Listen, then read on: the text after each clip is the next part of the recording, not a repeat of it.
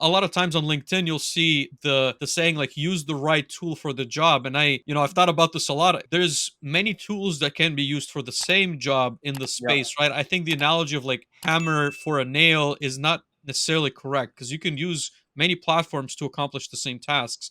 And I think you right. should experiment with a couple to see what works better, what works worse. They all have their own peculiar, maybe differences. I think in a small integrator, you can do those things, right? Like as an engineer. And that's the exciting part, right? Like you're almost like an artist at the same time as you are like a technical person, which you Yeah, don't realize that's what you're going to be doing. But, anyways, to me, that's what kept the things really cool versus, like I told you, the story of yeah, like the first experiences where everything was very standard. You couldn't do anything outside of those boundaries and you had to use the same platforms just because, a vice president had signed a yeah. contract for the next like 10 years.